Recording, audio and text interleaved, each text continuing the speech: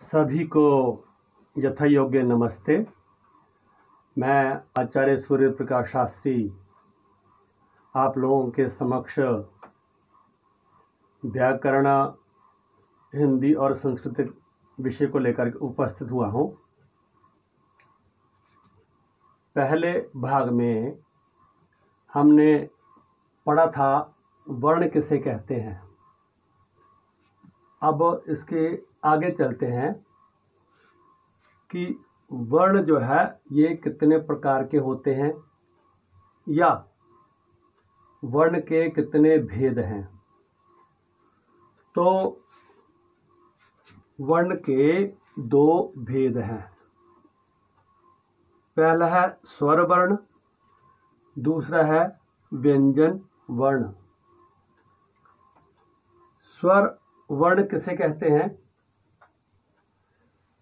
इसकी परिभाषा देते समय, क्योंकि ये वर्ण का ही हिस्सा है, इसलिए इसकी परिभाषा इस प्रकार से होगी कि वह वर्ण जिसका उच्चारण करने में किसी अन्य वर्ण की सहायता की आवश्यकता नहीं पड़ती या नहीं होती, अर्थात वे अपने आप ही उच्चारित होते हैं।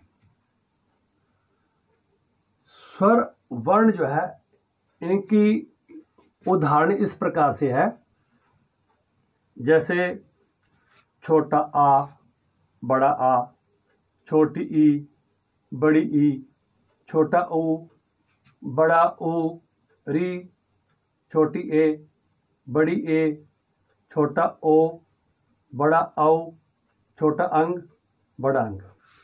इस प्रकार से स्वर 13 हैं। संस्कृत के अंदर 13 माने जाते हैं, परंतु हिंदी वाले 11 मानते हैं। तो चलो, यदि 11 भी मानते हैं तो हम 13 बता रहे हैं, मतलब ज़्यादा ही बता रहे हैं। तो इस प्रकार से ये स्वर वर्ण की परिभाषा और उदाहरण हुए। हम आगे और चलते हैं, क्योंकि स्वर वर्ण की परिभाषा भी हो गई और इसके उदाहरण भी हो गए। अब स्वर वर्ण जो हैं यह 3 प्रकार के हैं। पहले है ह्रस्व वर्ण, दूसरा है दीर्घ स्वर, पहले स्वर है ह्रस्व स्वर, दूसरा दीर्घ स्वर, तीसरा है प्लुत स्वर। स्वर इसलिए कह रहे हैं क्योंकि ये स्वर वर्ण के ही भाग हैं, इसलिए। अब इनकी परिभाषाएं और उदाहरण। परिभाषा इस प्रकार से है। पहले है ह्रस्व स्वर। ह्रस्व स्वर किसे कहते हैं, तो ये स्वर वर्ण का भाग होने के कारण हम ये कहेंगे कि वह स्वर जिसका उच्चारण करने में केवल एक मात्रा का समय लगता है, उन्हें ह्रस्व स्वर कहते हैं। उदाहरण के तौर पर जैसे छोटा आ, छोटी ई, छोटा ऊ और री। क्योंकि हिंदी वाले जो हैं वो री को छोटा या ह्रस्व मानते हैं, री को। इस प्रकार से ये 4 हुए। नंबर 2 पर है दीर्घ स्वर। अब दीर्घ स्वर किसे कहते हैं, फिर हम यहाँ स्वर वर्ण से लेंगे कि वे स्वर जिनका उच्चारण करने में 2 मात्राओं का समय लगता है, उन्हें दीर्घ स्वर कहते हैं। ये तो परिभाषा हुई। उदाहरण तौर पर है, जैसे बड़ा आ, बड़ी ई, बड़ा ऊ, छोटी ए, बड़ी ए, छोटा ओ, बड़ा औ। तो इस प्रकार से ये दीर्घ स्वर के उदाहरण हुए। अब हम तीसरा नंबर जो प्लुत स्वर हैं, इसकी परिभाषा के बारे में जानकारी प्राप्त करते हैं कि प्लुत स्वर किसे कहते हैं। फिर यहाँ से लेंगे स्वर वर्ण से कि वे स्वर जिनका उच्चारण करने में 3 मात्राओं का समय लगता है उन्हें प्लुत स्वर कहते हैं। प्लुत स्वर का कहा जाता है कि वेदे प्रयोगे, इसका प्रयोग वेद में किया जाता है।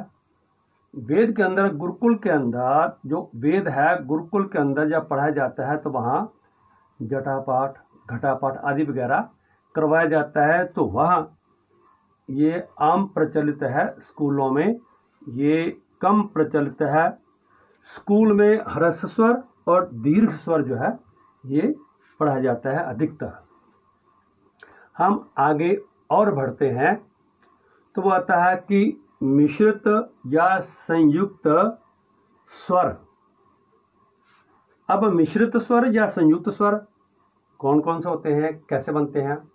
देखिए, जब छोटा आ प्लस छोटी ई करते हैं तो छोटी ए बनती है।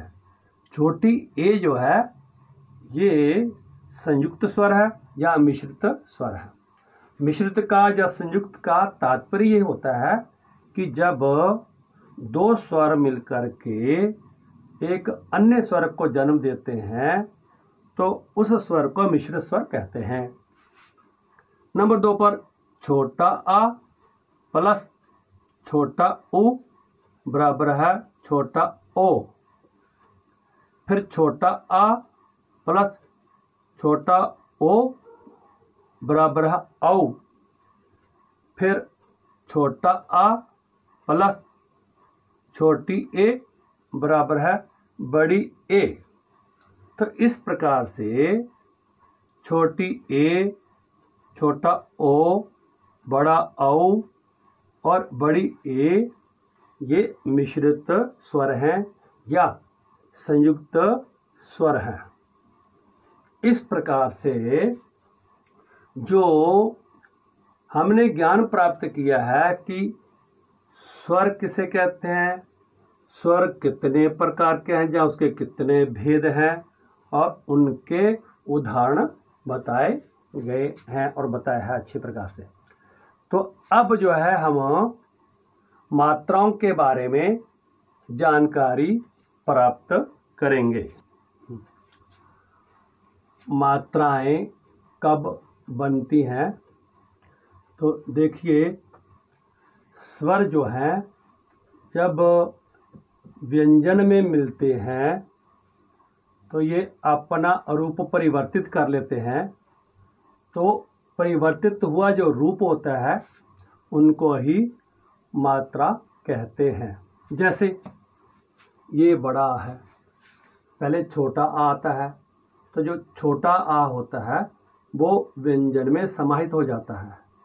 तो इस प्रकार से फिर जो व्यंजन है वो पूरा बनता है, फिर उच्चारित होता है। वो मैं बाद में बताऊंगा जब व्यंजन का प्रकरण आएगा। तो अब है बड़ा आ। बड़े आ की मात्रा तो इस प्रकार से होती है। छोटी ई की मात्रा इस प्रकार से, बड़ी ई की मात्रा इधर से होती है, छोटे ऊ की मात्रा इधर से होती है, बड़े ऊ की मात्रा इस प्रकार से होती है, जूम भी होता है। और री की मात्रा इस प्रकार से होती है जैसे वृक्ष। ए की मात्रा इस प्रकार से होती है, बड़ी ए की मात्रा इस प्रकार से होती है, ओ की मात्रा इस प्रकार से होती है, बड़े औ की मात्रा इस प्रकार से होती है, अंग की मात्रा इस प्रकार से होती है अनुस्वार, और बड़ा अंग की मात्रा विसर्ग जो है इस प्रकार से होती है। तो अब इनका जो है प्रयोग किस प्रकार से किया जाता है? मानो कि हमने का है तो का हलंत होता है क्योंकि ये व्यंजन है। अब हमने इसके साथ आ की मात्रा लगानी है तो प्लस जब ये बड़ा आ होता है ऐसे करेंगे तो का के साथ एक आ मिल जाएगा तो ये का बन जाएगा और आ की मात्रा मिलेगी का। इस प्रकार से ये बन गया। तो इसका मतलब ये हुआ कि का के साथ एक मात्रा जब लगती है आ की तो का बनता है, और का के साथ जब हम छोटी ई की मात्रा लगाते हैं तो की बनता है, और जब का के साथ हम बड़ी ई की मात्रा लगाते हैं तो की बड़ी ई की मात्रा की बनता है, और जब का के साथ हम